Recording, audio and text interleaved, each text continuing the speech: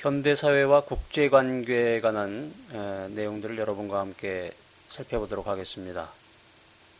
첫 번째, 이제 국제사회와 나에 대한 부분인데요. 국제사회에서 생겨나는 일들이 과연 나와, 우리와 어떤 관계가 있는가 하는 것을 여러분과 함께 알아보도록 하겠습니다. 최근에 보면 이제 소말리아 해적 사건을 여러분이 아마 기억하실 텐데요. 또 이슬람 지역에서의 그 민주화 시위가 지금도 이어지고 있습니다. 이집트라든가 리비아, 중동 및 북부 아프리카에서의 그 이슬람 지역에서의 그 민주화 시위인데요.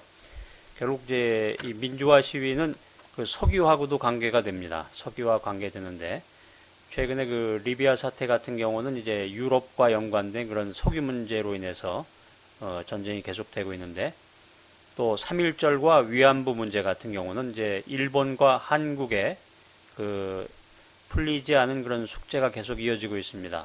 최근에는 독도의 영유권 분쟁 문제로 인해서 계속해서 한국과 일본이 그 풀리지 않은 문제로 외교 마찰을 빚고 있고요. 또 라이따이한이라고 여러분 아시나요? 코피노, 그런 국제적인 일들도 있고요.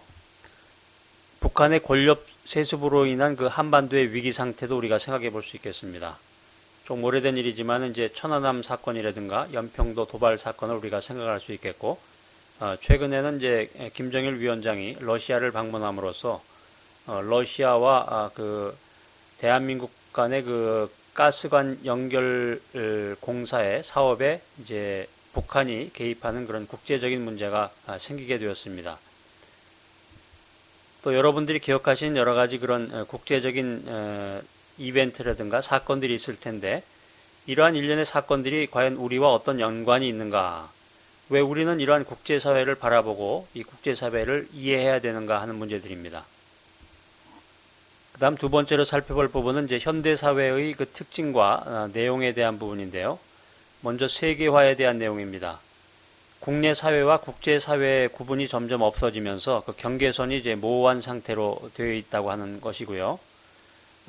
현대는 이제 정보화의 시대입니다.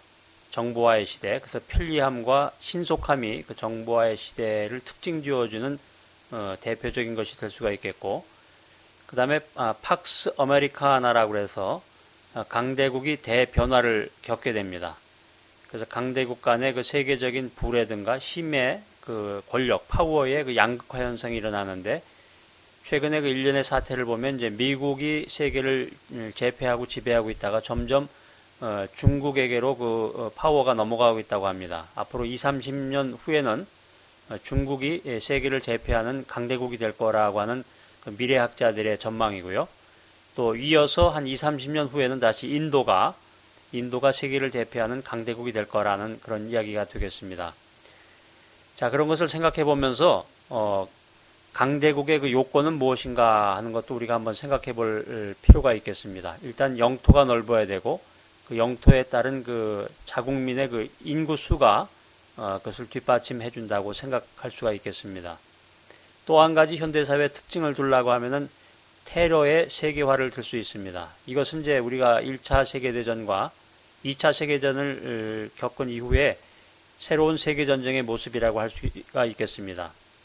그래서 결론적으로 인적, 물적 교류의 극대화 현상이 나타나고 그 위험성이 증대가 되었다라는 것입니다. 자, 계속해서 국제사회의 특성에 대해서 살펴보겠는데요. 국제사회와 국내 사회로 우리가 구분할 수 있겠는데, 먼저 국내 사회라고 하는 것은 통일된 정부, 또 정부 밑에는 중앙정부가 있고 지방정부가 있겠죠.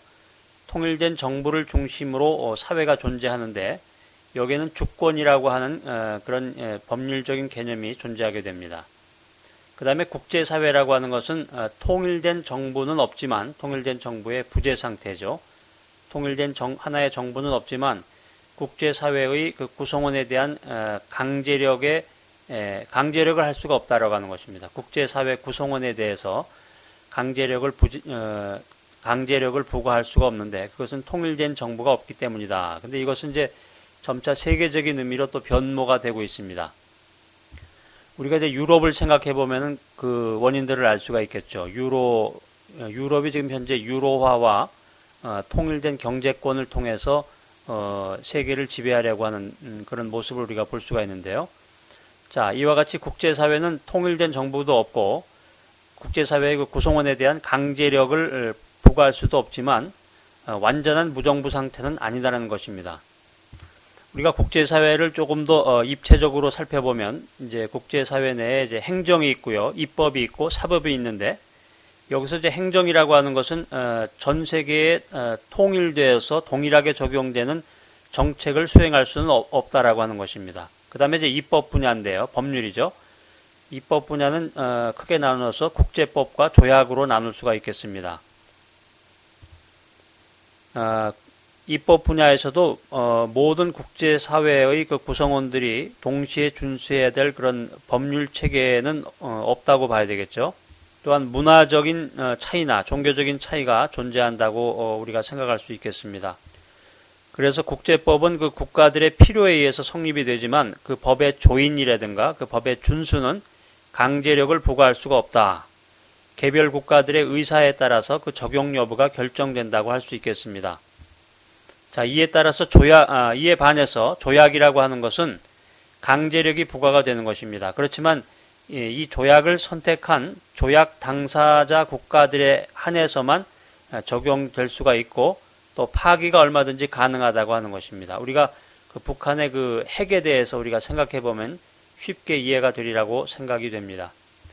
그 다음에 이제 행정, 입법에 이어서 이제 사법에 대한 것인데요. 사법이라고 하는 것은 제한된 재판 관할권과 강제력의 그 부재 현상을 나타내는데 그렇지만 우리가 통일적으로 일률적으로 생각할 수 있는 게 세계의 경찰 국가가 있다라고 하는 것이죠. 그것이 이제 미국인데 그렇기 때문에 미국이 전 세계의 경찰 국가로 자처하면서 그 자신만의 그 국가의 힘과 그 전 세계의 그 장악력, 지배 장악력을 나타내고 있다라는 것을 우리가 알 수 있습니다.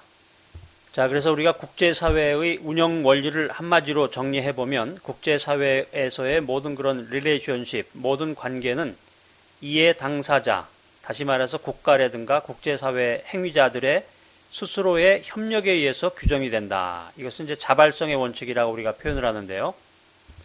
자발성의 원칙을 다시 말씀을 드리면 국제사회 행위자들의 기본적인 행동 원리라 이렇게 설명할 수가 있겠습니다.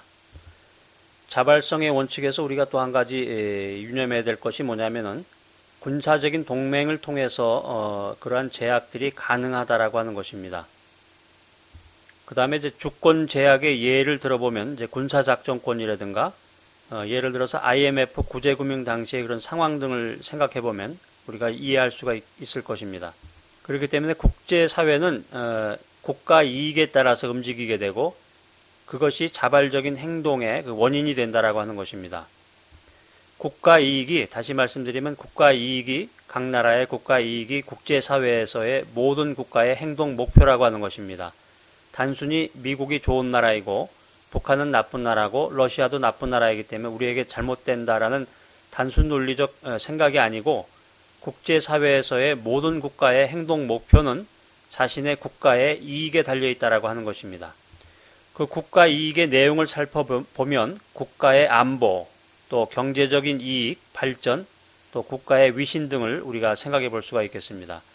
여기서 우리가 잠깐 연구 과제로 생각해 볼 점이 이집트의 무바라크 대통령이 퇴진할 때 이와 관련된 그 미국의 고민을 우리가 한번 생각해 볼 수 있겠고요. 또 리비아에서의 그 사태를 통해서 각국의 나라들이 즉각적으로 개입하지 못했던 그런 어려움들, 이런 것을 우리가 연구 과제로 생각해 볼 수가 있겠습니다. 그래서 현대 국제사회의 형성과 전개에 대한 그런 내용을 우리가 한번 살펴보면 단일 국제사회의 형성이라고 하는 것은 2차 세계대전 이후에 성성이 되었다라고 하는 것입니다. 2차 세계대전 이전에는 개별적인 대륙별 또는 지역적인 국가들의 관계가 주를 이루었습니다. 결론적으로 이야기해보면 전 세계적인 단일 체계의 형성이 된 배경이라고 하면은 과학기술의 발달이라고 할 수 있겠습니다. 그래서 오늘날 국제사회의 행위자다라고 하면은 국가 또는 국제기구, 기업과 개인 등을 들 수가 있겠습니다. 결론적으로 우리가 국제사회의 그 주요한 쟁점들의 변화를 살펴보면 처음에는 안보 및 군사 분야, 정치적인 성격을 띤 안보 및 군사 분야의 주요 쟁점을 보인 반면에 점차적으로 경제적인 것으로 이동을 했고 최종적인 것은 이제 사회 문화 쪽으로 확대되었다라고 하는 것입니다.